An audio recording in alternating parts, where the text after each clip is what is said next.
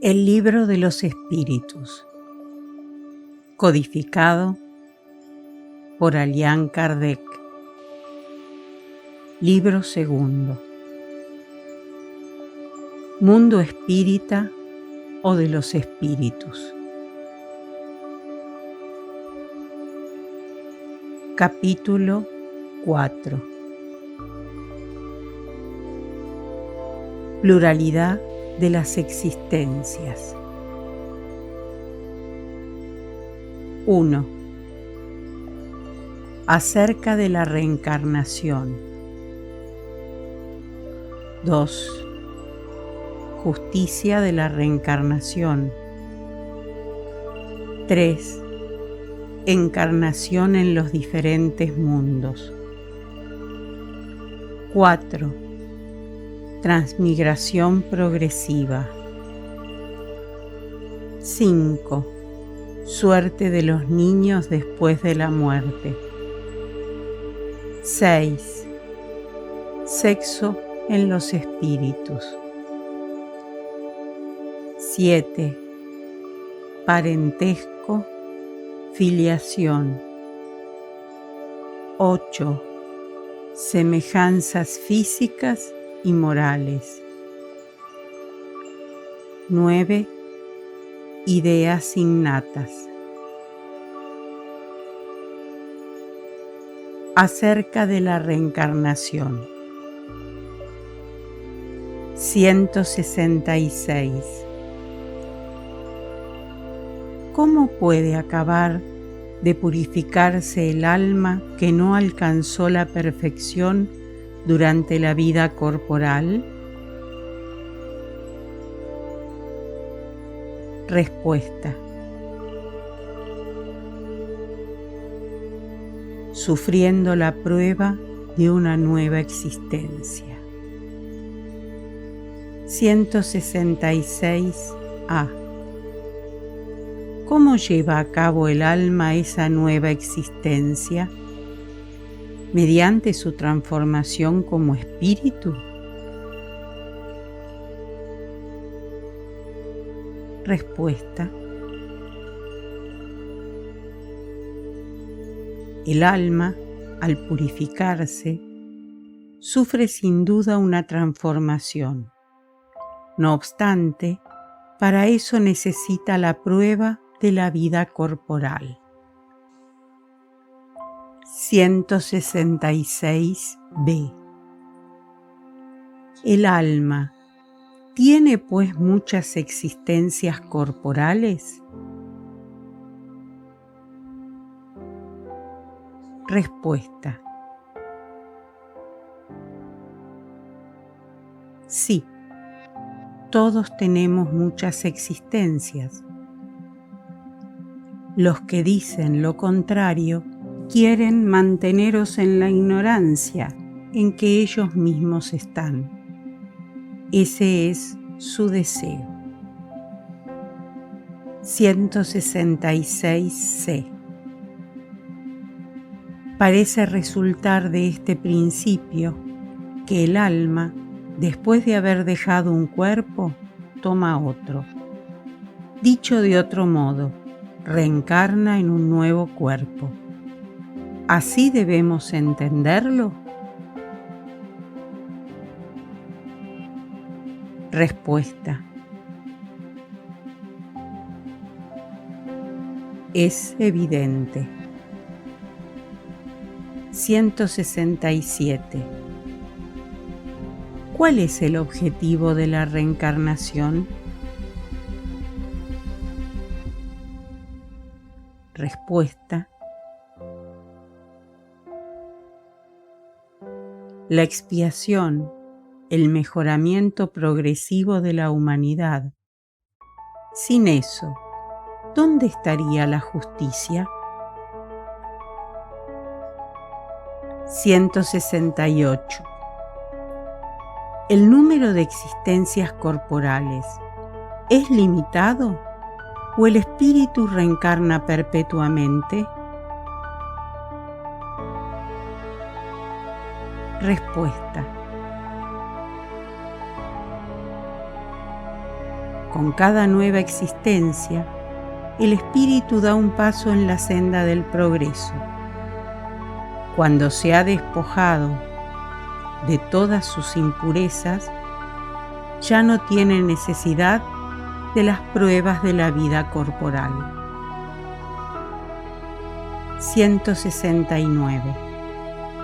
¿El número de encarnaciones es el mismo para todos los espíritus? Respuesta: no. El que avanza deprisa se ahorra pruebas. No obstante, esas encarnaciones sucesivas son siempre muy numerosas, pues el progreso es casi infinito. 170. ¿En qué se convierte el espíritu después de su última encarnación? Respuesta: en espíritu bienaventurado, es espíritu puro. Justicia de la reencarnación. 171. ¿En qué se basa el dogma de la reencarnación? Respuesta: en la justicia de Dios y en la revelación, porque os lo repetimos sin cesar. Un buen padre siempre deja a sus hijos una puerta abierta al arrepentimiento. ¿No te dice la razón que sería injusto privar para siempre de la dicha eterna a aquellos cuyo mejoramiento no dependió de sí mismos? ¿Acaso los hombres no son todos hijos de Dios? Solo entre los hombres egoístas se encuentra la iniquidad, el odio implacable y los castigos irremisibles. Nota de Allan Kardec. Todos los espíritus tienden a la perfección y Dios les proporciona los medios de alcanzarla a través de las pruebas de la vida corporal. Con todo, en su justicia, les reserva que cumplan en nuevas existencias lo que no pudieron hacer o terminar en una primera prueba. No sería conforme a la equidad ni a la bondad de Dios castigar perpetuamente a los que han podido encontrar en su camino de mejoramiento obstáculos ajenos a su voluntad y en el medio mismo en que se encontraba. Si la suerte del hombre estuviera irrevocablemente determinada después de su muerte, Dios no habría pesado las acciones de todos con la misma balanza, ni los habría tratado con imparcialidad. La doctrina de la reencarnación, es decir, la que consiste en admitir para el hombre muchas existencias sucesivas, es la única compatible con la idea que nos formamos acerca de la justicia de Dios para con los hombres que se hallan en una condición moral inferior, la única que puede explicarnos el porvenir y sustentar nuestras esperanzas, puesto que nos ofrece los medios de rescatar nuestras equivocaciones a través de nuevas pruebas.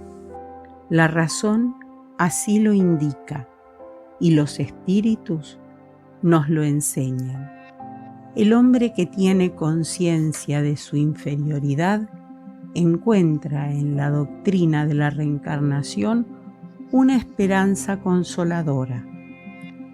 Si cree en la justicia de Dios, no puede pretender ser eternamente igual a los que han obrado mejor que Él. la idea de que esa inferioridad no lo deshereda para siempre del bien supremo y de que podrá conquistarlo mediante nuevos esfuerzos, lo sostiene y reanima su valor. ¿Quién al término de su carrera no se lamenta de haber adquirido demasiado tarde una experiencia que ya no puede aprovechar? Esa experiencia tardía no está perdida, la usará con provecho en una nueva vida.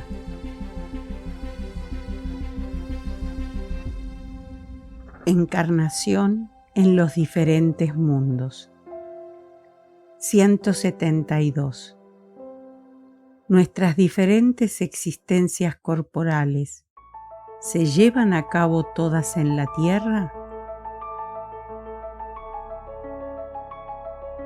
Respuesta: no todas, sino en los diferentes mundos. La existencia en la Tierra no es la primera ni la última, pero sí una de las más materiales y más alejadas de la perfección. 173. El alma, en cada nueva existencia corporal, pasa de un mundo a otro o puede cumplir muchas existencias en el mismo planeta. Respuesta: puede volver a vivir muchas veces en el mismo planeta si no estuviera suficientemente adelantada para pasar a un mundo superior. 173a. Así pues, ¿podemos reaparecer muchas veces en la Tierra? Respuesta: por supuesto. 173b. ¿Podemos volver a ella después de haber vivido en otros mundos? Respuesta: seguramente. Es posible que hayáis vivido ya en otras partes y también en la Tierra. 174. ¿Es una necesidad volver a vivir en la Tierra? Respuesta: no, pero si no adelantáis, podéis ir a otro mundo que no sea mejor o que sea peor que ella. 175. ¿Hay alguna ventaja en volver a vivir en la Tierra? Respuesta: ninguna ventaja en particular, a menos que sea para cumplir en ella una misión. En ese caso, se adelanta allí como en otras partes. 175a. ¿No seríamos más dichosos si permaneciéramos como espíritus? Respuesta: no, quedaríamos estacionarios y lo que queremos es adelantar hacia Dios. 176. Los espíritus, después de haber estado encarnados en otros mundos, ¿pueden encarnar en este si no lo han hecho nunca antes? Respuesta: sí, como vosotros podéis encarnar en los demás. Todos los mundos son solidarios. Lo que no se lleva a cabo en uno, se cumple en otro. 176a. Así pues, ¿hay hombres que están en la tierra por primera vez? Respuesta. Los hay muchos y en diversos grados. 176b. ¿Se puede reconocer mediante algún signo a un espíritu que está por primera vez en la tierra? Respuesta. Eso no sería de ninguna utilidad. 177. Para llegar a la perfección y a la dicha suprema, que es el objetivo final de todos los hombres, ¿debe el espíritu pasar por la serie de todos los mundos que existen en el universo? Respuesta. No, porque hay muchos mundos que están en el mismo grado y en ellos el espíritu no aprendería nada nuevo. 177a. ¿Cómo se explica entonces la pluralidad de sus existencias en el mismo planeta? Respuesta. Puede encontrarse cada vez en posiciones muy diferentes, que son para él otras tantas ocasiones de adquirir experiencia. 178. Los espíritus pueden volver a vivir corporalmente en un mundo relativamente inferior a aquel en que ya vivieron. Respuesta. Sí, cuando tienen que cumplir una misión para ayudar al progreso. En ese caso, aceptan con alegría las tribulaciones de dicha existencia, porque les proporcionan un medio para adelantar. 178a. ¿Eso no puede suceder también por expiación? ¿No puede Dios enviar espíritus rebeldes a mundos inferiores? Respuesta.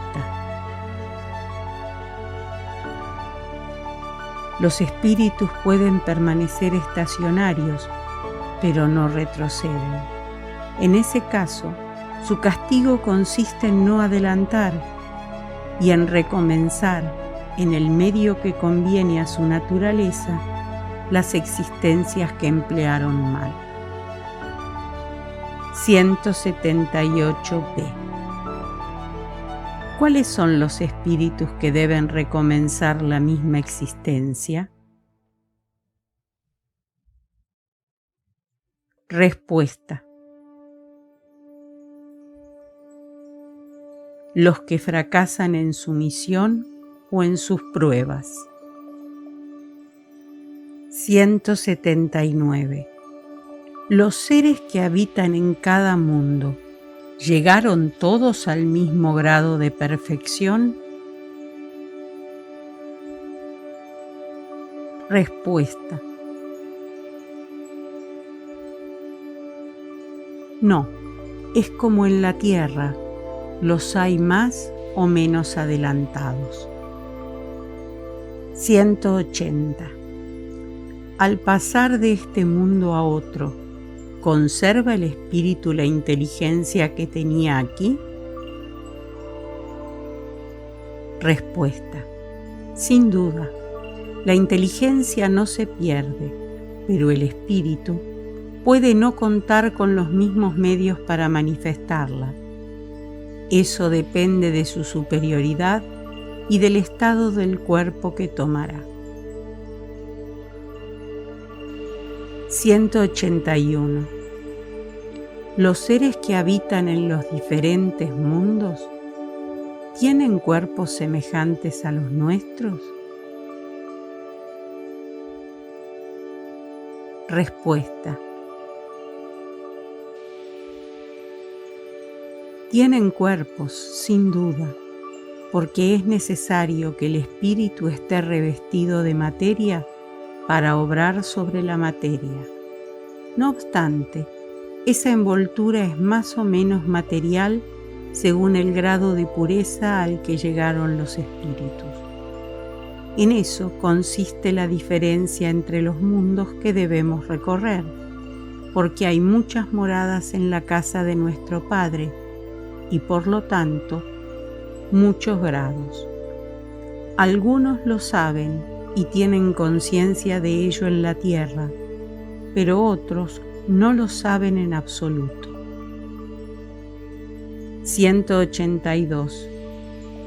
¿Podemos conocer con exactitud el estado físico y moral de los diferentes mundos? Respuesta. Nosotros los espíritus solo podemos responder conforme al grado en que os encontráis, es decir, que no debemos revelar esas cosas a todos, porque no todos están en condiciones de comprenderla, y eso los turbaría. Nota de Allan Kardec. A medida que el espíritu se purifica, el cuerpo que lo reviste también se acerca a la naturaleza espírita. La materia se torna menos densa, ya no se arrastra penosamente por la superficie del suelo, las necesidades físicas son menos groseras y los seres vivos no tienen necesidad de destruirse mutuamente para alimentarse. El espíritu es más libre y tiene, respecto de las cosas lejanas, percepciones que desconocemos. Ve con los ojos del cuerpo lo que nosotros solo vemos con el pensamiento. La purificación de los espíritus se refleja en el perfeccionamiento moral de los seres en que están encarnados. Las pasiones animales se debilitan y el egoísmo da lugar al sentimiento fraternal. Así, en los mundos superiores a la tierra no se conocen las guerras. Los odios y las discordias allí no tienen objeto, porque nadie piensa en hacer daño a su semejante. La intuición que tienen de su porvenir y la seguridad que les confiere una conciencia exenta de remordimientos hacen que la muerte no les cause ninguna aprensión. La ven llegar sin temor, como una simple transformación. La duración de la vida en los diferentes mundos parece ser proporcional al grado de superioridad física y moral de los mismos, lo cual es absolutamente racional. Cuanto menos material es el cuerpo, menos expuesto se encuentra a las vicisitudes que lo desorganizan. Cuanto más puro es el espíritu, menos son las pasiones que lo consumen. Es otro de los beneficios de la providencia, que de ese modo quiere abreviar los padecimientos. 183. Al pasar de un mundo a otro, ¿pasa el espíritu por una nueva infancia? Respuesta. La infancia es en todas partes una transición necesaria, pero no en todas partes es tan torpe como entre vosotros. 184. ¿El espíritu puede elegir el nuevo mundo en que habrá de habitar? Respuesta: no siempre, pero puede solicitarlo y lo obtendrá si lo merece, porque los mundos solo son accesibles a los espíritus de acuerdo con su grado de elevación. 184a. Si el espíritu no pide nada, ¿qué es lo que determina el mundo en que habrá de reencarnar? Respuesta: su grado de elevación. 185. ¿El estado físico y moral de los seres vivos es perpetuamente el mismo en cada mundo? Respuesta: no, los mundos también se encuentran sujetos a la ley del progreso. Todos comenzaron, como el vuestro, por un estado inferior. La propia Tierra experimentará una transformación semejante. Se convertirá en un paraíso terrenal cuando los hombres sean buenos. Nota de Allan Kardec. Así, las razas que actualmente pueblan la Tierra desaparecerán algún día y serán reemplazadas por seres cada vez más perfectos. Esas razas transformadas sucederán a la actual, como ésta ha sucedido a otras más groseras aún. 186. ¿Existen mundos en los que el espíritu, cuando deja de habitar en un cuerpo material, no tiene otra envoltura más que el periespíritu? Respuesta: sí, e incluso esa envoltura se vuelve tan etérea que para vosotros es como si no existiera. Ese es el estado de los espíritus puros. 186a. De ahí parece resultar que no hay un límite preciso entre el estado de las últimas encarnaciones y el de espíritu puro. Respuesta: ese límite no existe. La diferencia entre ambos estados desaparece poco a poco, por lo que se vuelve imperceptible, como la noche que se diluye ante las primeras luces del día. 187. ¿La sustancia del periespíritu es la misma en todos los mundos? Respuesta: no, es más o menos etérea. Al pasar de un mundo a otro, el espíritu se reviste con la materia propia de cada uno de ellos, lo que se opera con la rapidez del relámpago. 188.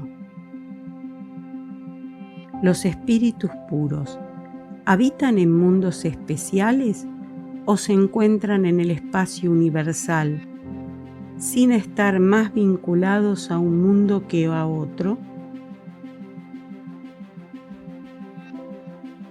Respuesta: los espíritus puros habitan en mundos determinados, pero no están confinados en ellos como los hombres en la tierra. Con más facilidad que los demás espíritus, pueden estar en todas partes. Ampliación de concepto.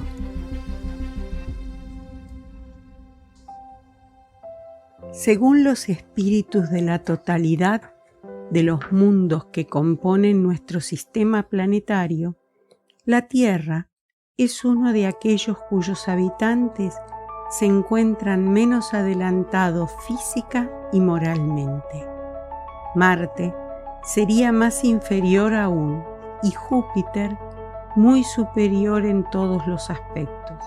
El Sol no sería un mundo en el que habitan seres corporales, sino un lugar de reunión de los espíritus superiores, que desde allí irradian con el pensamiento hacia los otros mundos, a los que rigen por intermedio de espíritus menos elevados, con los cuales se comunican a través del fluido universal.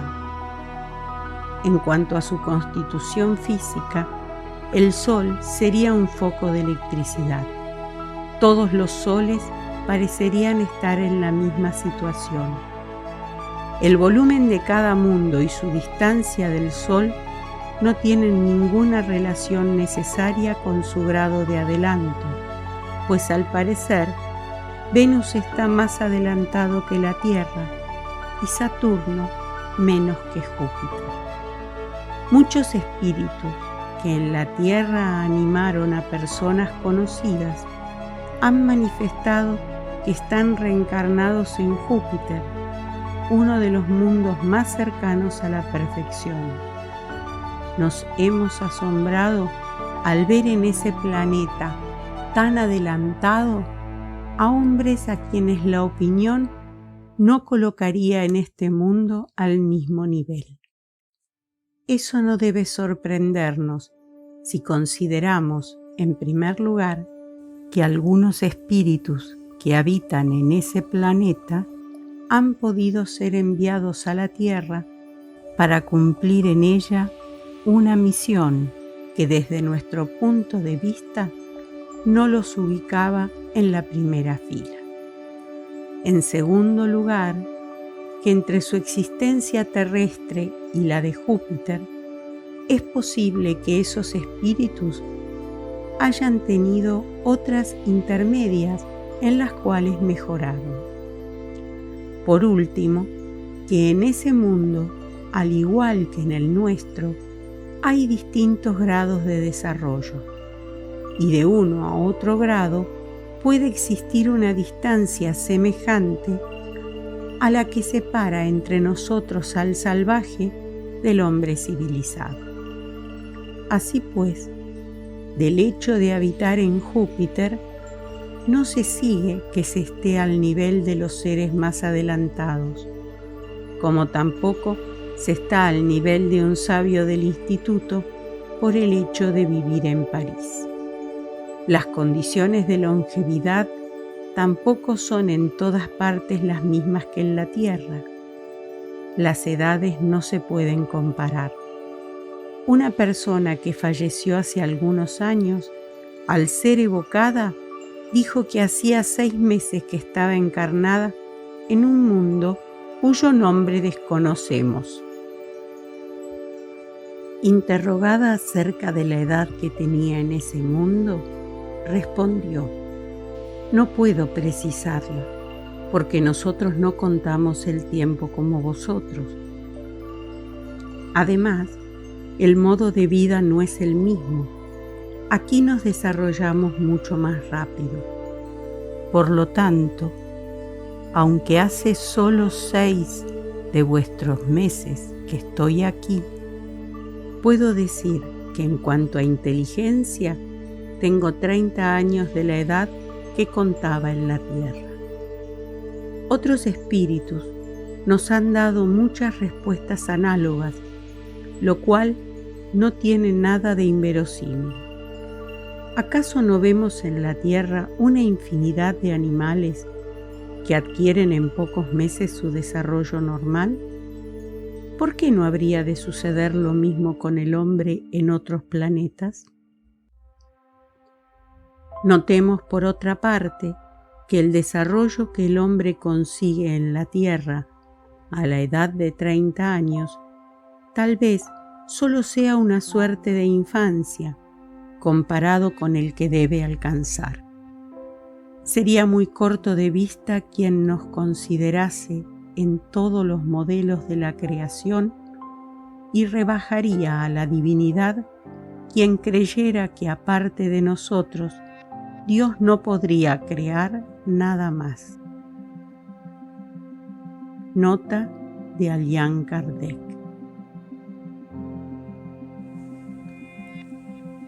Transmigración progresiva.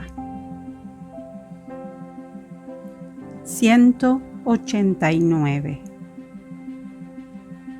El espíritu goza de la plenitud de sus facultades desde el principio de su formación. Respuesta: no, porque el espíritu, al igual que el hombre, también tiene en su infancia. En su origen, los espíritus solo tienen una existencia instintiva y apenas tienen conciencia de sí mismos y de sus actos. La inteligencia solo se desarrolla poco a poco. 190. ¿Cuál es el estado del alma en su primera encarnación? Respuesta: el estado de la infancia en la vida corporal. Su inteligencia apenas se manifiesta. El alma se ejercita para la vida. 191. Las almas de nuestros salvajes son almas en el estado de infancia. Respuesta: infancia relativa, pues son almas ya desarrolladas que tienen pasiones. 191a. Las pasiones ¿son pues un signo de desarrollo? Respuesta: de desarrollo sí, pero no de perfección.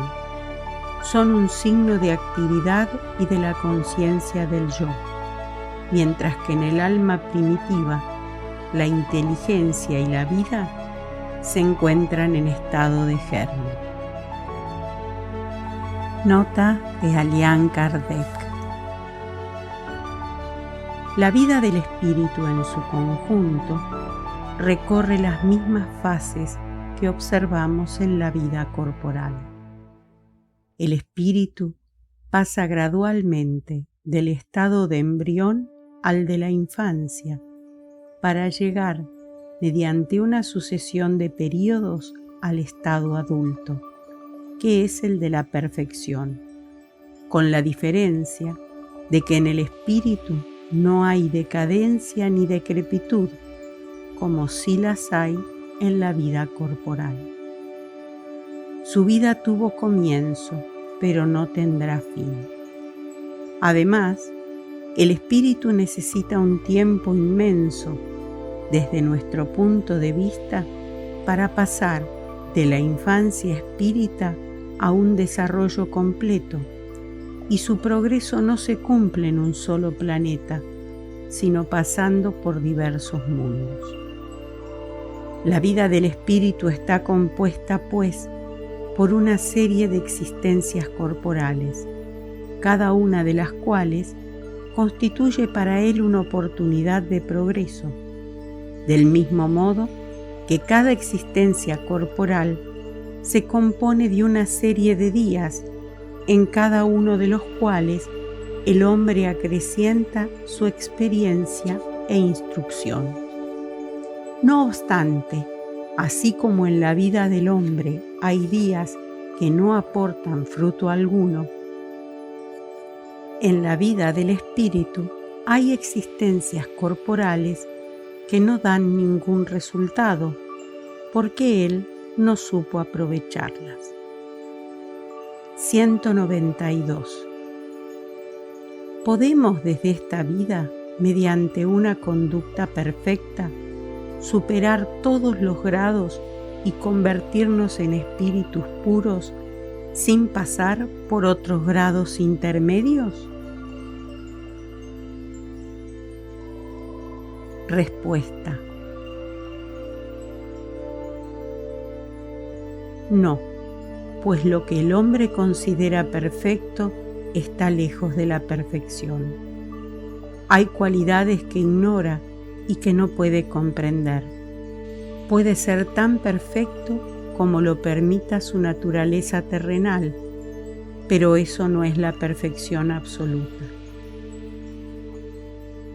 Lo mismo ocurre con el niño.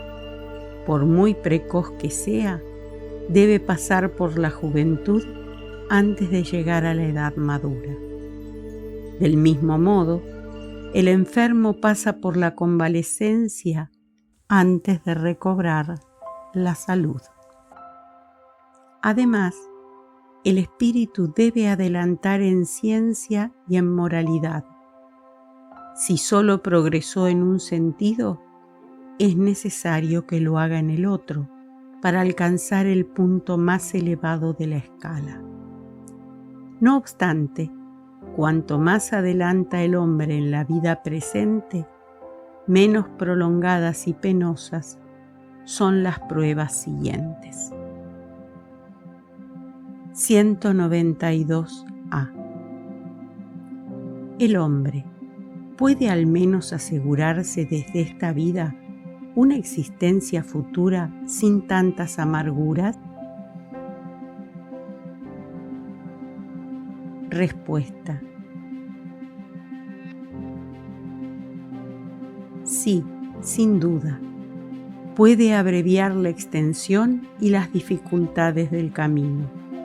Solo el negligente se encuentra siempre en el mismo punto. 193.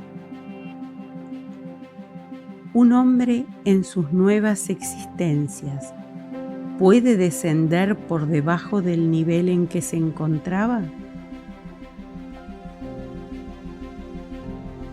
Respuesta: en su posición social, sí. Como espíritu, no. 194. El alma de un hombre de bien ¿puede en una nueva encarnación animar el cuerpo de un malvado? Respuesta: no, porque no puede degenerar. 194a. El alma de un hombre perverso ¿puede convertirse en la de un hombre de bien? Respuesta: sí, si se arrepintió. En ese caso, constituye una recompensa. Nota de Allan Kardec. La marcha de los espíritus es progresiva, nunca retrógrada. Ellos se elevan gradualmente en la jerarquía y no descienden de la categoría a la que han llegado. En sus diferentes existencias corporales pueden descender como hombres, pero no como espíritu. Así, el alma de un hombre que ha sido poderoso en la tierra puede más tarde animar al más humilde artesano y viceversa. Eso se debe a que las categorías entre los hombres suelen hallarse en razón inversa a la elevación de los sentimientos morales. Herodes era rey y Jesús carpintero. 195. La posibilidad de mejorar en otra existencia no puede llevar a algunas personas a perseverar en el camino del mal debido a la idea de que siempre podrán corregirse más tarde? Respuesta. El que piensa así no cree en nada y la idea de un castigo eterno tampoco lo retiene, porque su razón la rechaza. Además, dicha idea conduce a la incredulidad acerca de todas las cosas. Si se hubieran empleado medios racionales para conducir a los hombres, no habría tantos escépticos. Un espíritu imperfecto puede, en efecto, pensar como tú dices durante su vida corporal, pero una vez desprendido de la materia, piensa de otro modo, porque pronto se da cuenta de que elaboró un juicio equivocado y entonces llevará consigo un sentimiento contrario en la nueva existencia. Así se realiza el progreso. Por esa razón, tenéis en la tierra hombres más adelantados que otros. Algunos ya tienen la experiencia que otros todavía no poseen, pero que adquirirán poco a poco. De ellos depende acelerar su progreso o demorarlo indefinidamente. Nota de Allan Kardec. El hombre que está en una mala situación desea cambiarla lo antes posible. El que está persuadido de que las tribulaciones de esta vida son la consecuencia de sus imperfecciones, procurará asegurarse una nueva existencia menos penosa. Este pensamiento habrá de apartarlo del camino del mal, más aún que la idea del fuego eterno, en el que no cree. 196. Dado que los espíritus solo pueden mejorar si sufren las tribulaciones de la existencia corporal, se sigue de ahí que la vida material sea una especie de tamiz o depurador por el que deben pasar los seres del mundo espírita para llegar a la perfección. Respuesta. Sí, es exactamente eso. Los espíritus mejoran en esas pruebas al evitar el mal y practicar el bien, pero solo después de muchas encarnaciones o depuraciones sucesivas alcanzan, en un tiempo más o menos prolongado, según sus esfuerzos, el objetivo hacia el cual tienden. 196a. ¿Influye el cuerpo sobre el espíritu para mejorarlo o el espíritu influye sobre el cuerpo? Respuesta. Tu espíritu lo es todo. Tu cuerpo es una vestidura que se pudre. Eso es todo. Nota de Allan Kardec. Encontramos una comparación material de los diferentes grados de purificación del alma en el jugo de la vid. El jugo contiene el licor, denominado espíritu o alcohol, pero debilitado por una infinidad de sustancias extrañas que alteran su esencia. El licor solo alcanza la pureza absoluta después de muchas destilaciones, en cada una de las cuales se despoja de alguna impureza. El alambique es el cuerpo, en el que debe entrar para depurarse. Las sustancias extrañas son como el perispíritu, que también se depura a medida que el espíritu se aproxima a la perfección. Suerte de los niños después de la muerte.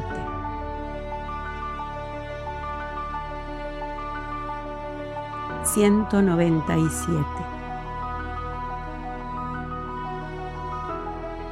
El espíritu de un niño muerto a temprana edad está tan adelantado como el de un adulto. Respuesta. A veces mucho más, porque es posible que haya vivido mucho más y que tenga más experiencia, sobre todo si ha progresado. 197a. El espíritu de un niño puede, pues, estar más adelantado que el de su padre.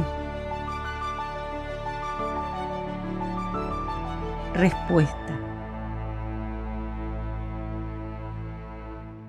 Eso es muy frecuente.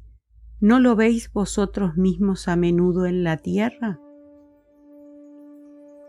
198. Dado que el niño muerto a temprana edad no pudo hacer el mal, ¿pertenece su espíritu a los grados superiores? Respuesta. Si no ha hecho el mal, tampoco ha hecho el bien, y Dios no lo exime de las pruebas que debe sufrir. Si es puro, no es porque era niño, sino porque estaba más adelantado. 199. ¿Por qué la vida suele interrumpirse en la infancia? Respuesta.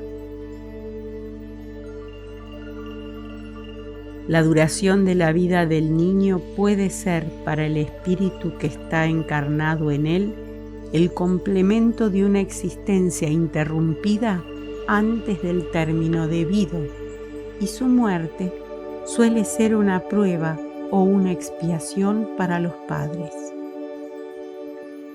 199a. ¿En qué se convierte el espíritu de un niño que muere a temprana edad? Respuesta. Recomienza una nueva existencia. Nota de Allan Kardec. Si el hombre tuviese una sola existencia, y si después de ella su suerte futura estuviera fijada definitivamente, ¿cuál sería el mérito de la mitad de la especie humana que muere a temprana edad para disfrutar sin esfuerzo de la dicha eterna? ¿Con qué derecho sería eximida de las condiciones, a menudo tan duras, impuestas a la otra mitad? Semejante orden de cosas no podría estar de acuerdo con la justicia de Dios. Mediante la reencarnación, la igualdad es para todos. El porvenir pertenece a todos sin excepción y sin favorecer a nadie. Los que llegan últimos solo pueden quejarse de sí mismos. El hombre debe tener el mérito de sus actos, así como tiene la responsabilidad de ellos. Por otra parte, no es racional considerar a la infancia como un estado normal de inocencia. ¿No vemos niños dotados de los peores instintos a una edad en que la educación aún no ha ejercido su influencia? ¿No vemos que al nacer parecen traer consigo la astucia, la falsedad, la perfidia y hasta el instinto del robo y del homicidio, pese a los buenos ejemplos que los rodean? La ley civil absuelve sus malas acciones porque, según establece, obraron sin discernimiento. Tiene razón, porque en efecto obran más por instinto que con un propósito deliberado. Sin embargo, ¿De dónde provienen esos instintos tan diferentes en niños de la misma edad, educados en las mismas condiciones y sometidos a las mismas influencias? ¿De dónde viene esa perversidad precoz si no es de la inferioridad del espíritu, puesto que la educación no influyó en eso para nada? Los viciosos lo son porque sus espíritus han progresado menos.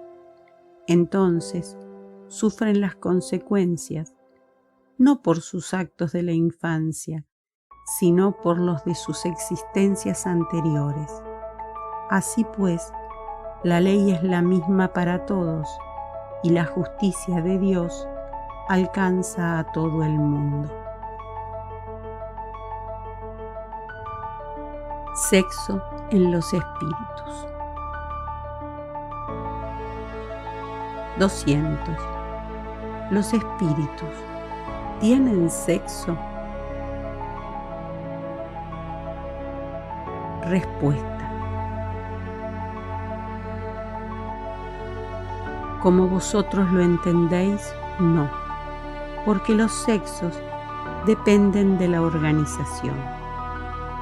59.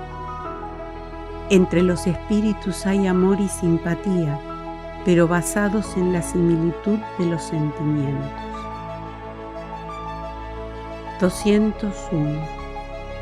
El espíritu que animó al cuerpo de un hombre, ¿puede en una nueva existencia animar al de una mujer y viceversa? Respuesta.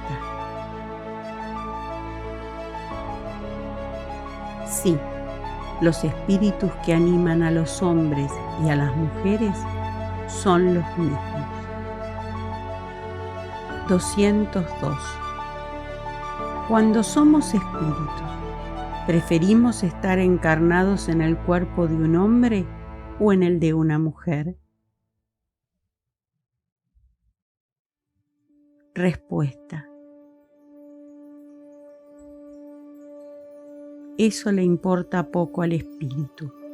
Depende de las pruebas que deba sufrir. Nota de Allan Kardec.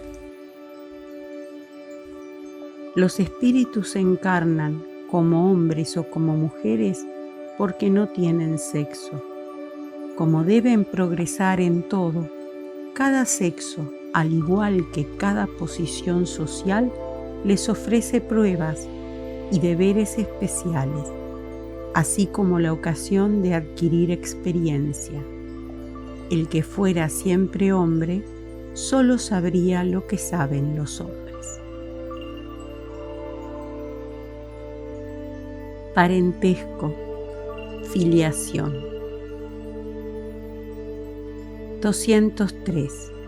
Los padres ¿transmiten a sus hijos una porción de su alma o se limitan a darles la vida animal, a la cual un alma nueva viene más tarde a añadirle la vida moral? Respuesta. Solo la vida animal, porque el alma es indivisible. Un padre estúpido puede tener hijos inteligentes y viceversa. 204. Puesto que tenemos muchas existencias, el parentesco se remonta más allá de nuestra existencia actual. Respuesta. No puede ser de otro modo. La sucesión de existencias corporales establece entre los espíritus lazos que se remontan a vuestras existencias anteriores. De ahí proceden con frecuencia las causas de simpatía entre vosotros y algunos espíritus que os parecen extraños. 205. Según algunas personas, la doctrina de la reencarnación parece destruir los lazos de familia, pues hace que estos se remonten más allá de la existencia actual. Respuesta. Los extiende, pero no los destruye. Como el parentesco se basa en afectos anteriores, los lazos que unen a los miembros de una misma familia son menos precarios. La reencarnación aumenta los deberes de la fraternidad, puesto que en vuestro vecino o en vuestro servidor puede encontrarse un espíritu que ha estado unido a vosotros por los lazos de la sangre. 205a.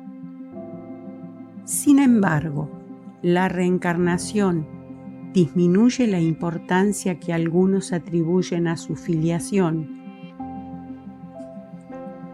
pues es posible que hayamos tenido por padre a un espíritu que perteneció a otra raza o que vivió en una condición completamente distinta. Respuesta. Es verdad, pero esa importancia se basa en el orgullo. Lo que la mayoría honra en sus antepasados son los títulos, el rango, la fortuna. Hay quien se sonrojaría por haber tenido como abuelo a un zapatero honrado y se jactaría si descendiese de un hidalgo libertino. Con todo, por más que digan o hagan, no impedirán que las cosas sean como son, porque Dios no ha regulado las leyes de la naturaleza conforme a la vanidad de algunos. 206. Dado que no hay filiación entre los espíritus de los descendientes de una misma familia, ¿se sigue de ahí que el culto de los antepasados sea ridículo?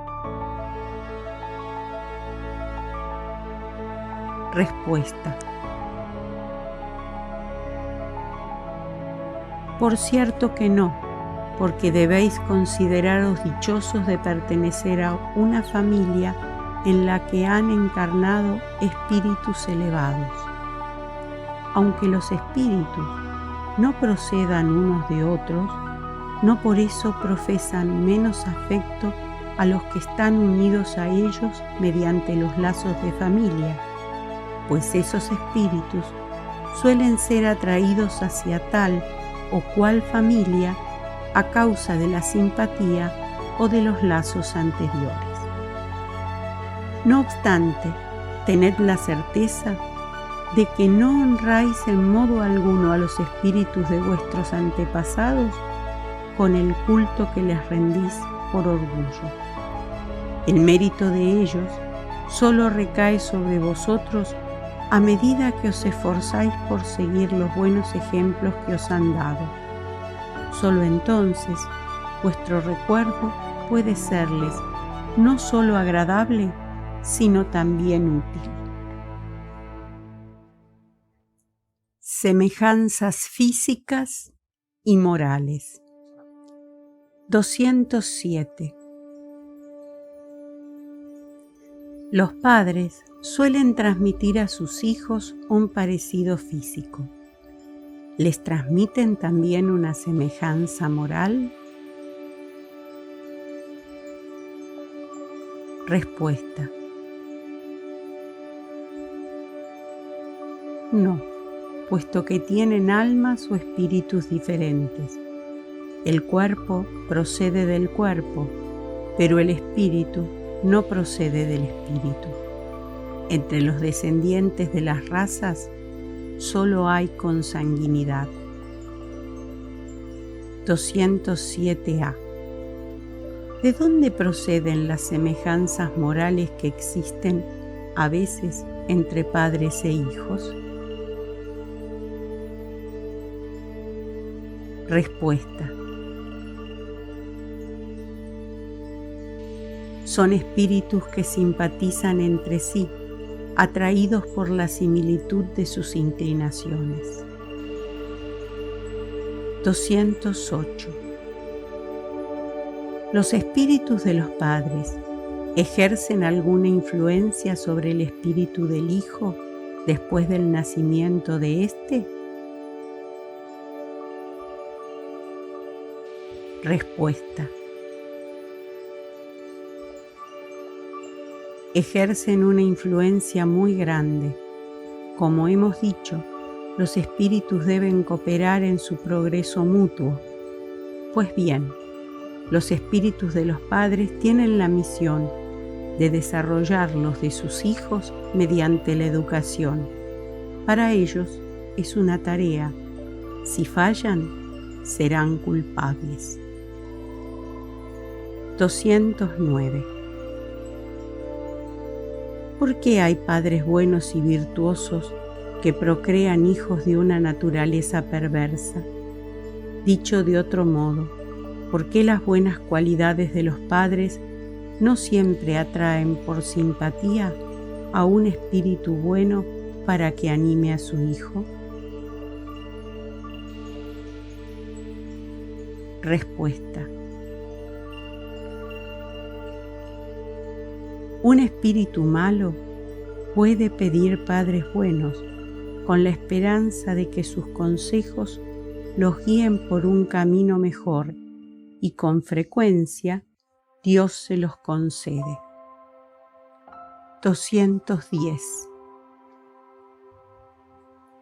¿Pueden los padres, con sus pensamientos y plegarias, atraer hacia el cuerpo de su hijo a un espíritu bueno antes que a un espíritu inferior? Respuesta. No, pero pueden mejorar al espíritu del hijo que han procreado y que les ha sido confiado. Ese es su deber. Los hijos malos son una prueba para los padres. 211. ¿De dónde procede la semejanza de carácter que suele existir entre dos hermanos, sobre todo en los gemelos? Respuesta. Se trata de espíritus que simpatizan, que se acercan por la semejanza de sus sentimientos y son felices porque están juntos. 212. En los niños, cuyos cuerpos están unidos y tienen algunos órganos en común, ¿hay dos espíritus, es decir, dos almas? Respuesta. Sí, pero a menudo su semejanza hace que os parezcan uno solo. 213. Dado que los espíritus se encarnan en los gemelos por simpatía, ¿de dónde procede la adversión que a veces vemos entre ellos? Respuesta. No es una regla que los gemelos sean espíritus que simpatizan. Es posible que algunos espíritus malos quieran luchar juntos en el teatro de la vida. 214. ¿Qué pensar de las historias de niños que se pelean en el seno materno? Respuesta. Es una alegoría. Para ilustrar que su odio era pertinaz, se lo remontó hasta una etapa anterior al nacimiento. Por lo general, no tenéis muy en cuenta las alegorías poéticas. 215. ¿De dónde procede el carácter distintivo que se observa en cada pueblo? Respuesta. Los espíritus también tienen familias constituidas por la similitud de sus inclinaciones, más o menos purificadas conforme a su elevación. Así pues, un pueblo es una gran familia en la que se reúnen espíritus que simpatizan mutuamente. La tendencia a unirse que tienen los miembros de esas familias es la fuente del parecido que existe en el carácter distintivo de cada pueblo. ¿Acaso crees que espíritus buenos y humanitarios buscarían un pueblo duro y grosero? No, los espíritus simpatizan con las masas tanto como con los individuos, y allí encuentran su ámbito. 216. El hombre conserva en sus nuevas existencias vestigios del carácter moral de las existencias anteriores. Respuesta: sí, es posible, pero cuando mejora, cambia. Puede que su posición social tampoco sea la misma. Si de amo se convirtió en esclavo, sus gustos serán muy diferentes y tendríais dificultad para reconocerlo. Como el espíritu es el mismo en las diversas encarnaciones, sus manifestaciones en cada una de ellas pueden tener ciertas analogías, aunque modificadas por los hábitos propios de su nueva posición, hasta que un perfeccionamiento significativo haya cambiado completamente su carácter, porque de orgulloso y malvado puede volverse humilde y humanitario si se arrepintió. 217. El hombre en sus diferentes encarnaciones ¿conserva vestigios del carácter físico de las existencias anteriores? Respuesta: el cuerpo se destruye y el nuevo no tiene ninguna relación con el anterior. Sin embargo, el espíritu se refleja en el cuerpo. Si bien es cierto que el cuerpo solo es materia, está modelado conforme a las capacidades del espíritu, que le imprime cierto carácter, principalmente en el rostro.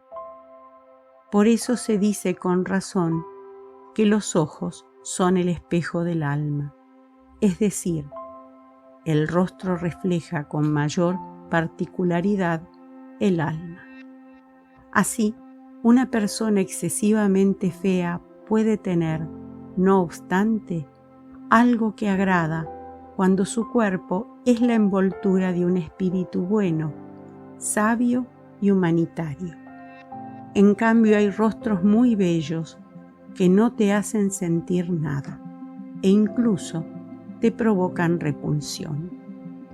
Podrías suponer que solo los cuerpos bien formados sirven de envoltura a los espíritus más perfectos, pero todos los días encuentras hombres de bien con aspecto deforme.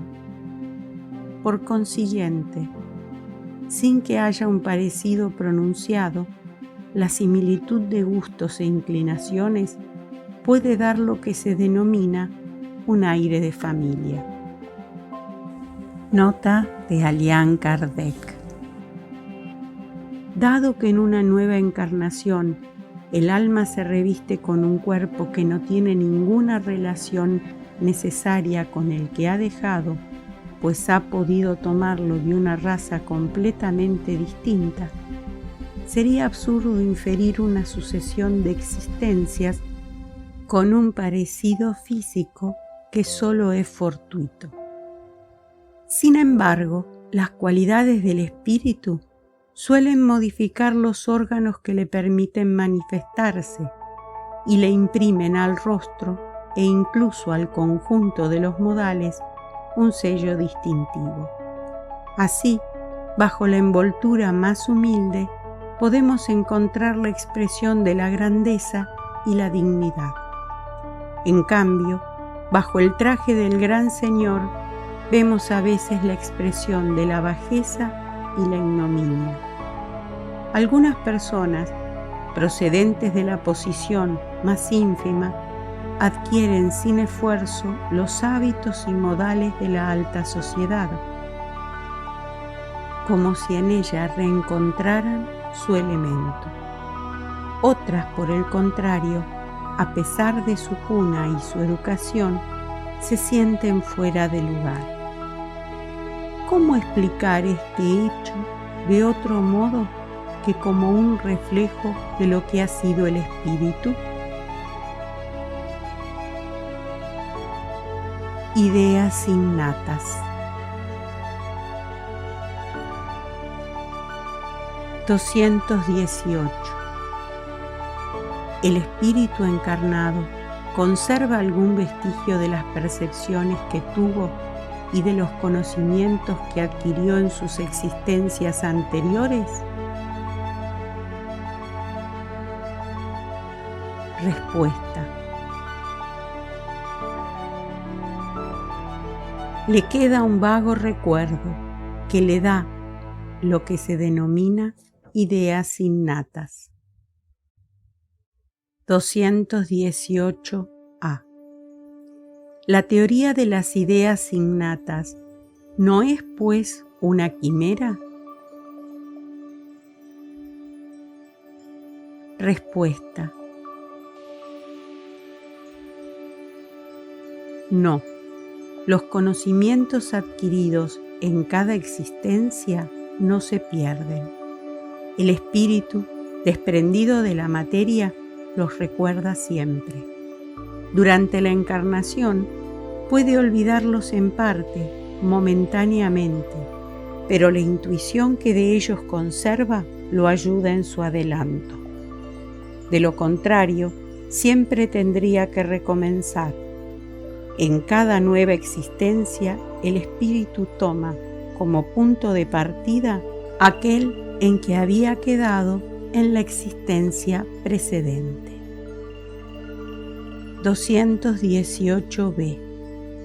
Entonces, debe haber una gran conexión entre dos existencias sucesivas. Respuesta.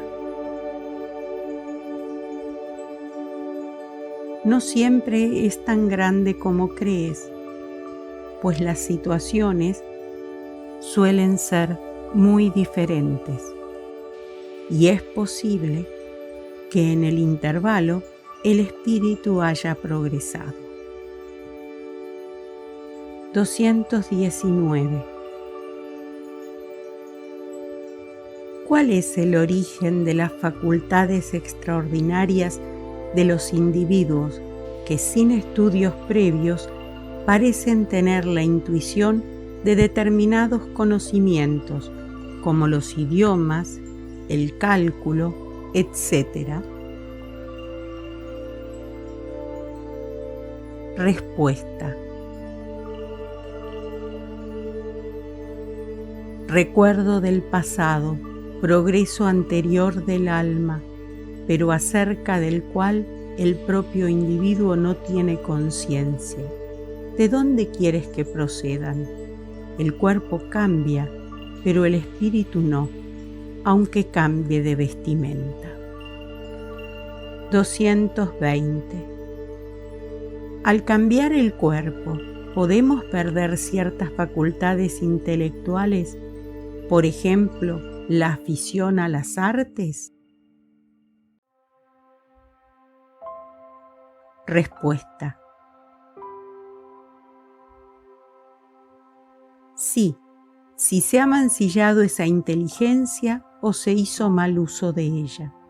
Además, una facultad puede mantenerse adormecida durante una existencia, porque el espíritu quiere ejercer otra que no se relacione con aquella. Entonces esa facultad permanece en estado latente para reaparecer más tarde. 221. El sentimiento instintivo de la existencia de Dios y el presentimiento de la vida futura que el hombre posee incluso en estado salvaje, ¿se debe a un recuerdo retrospectivo? Respuesta: es un recuerdo que conserva de lo que sabía como espíritu antes de encarnar. Sin embargo, el orgullo muchas veces sofoca ese sentimiento. 221a.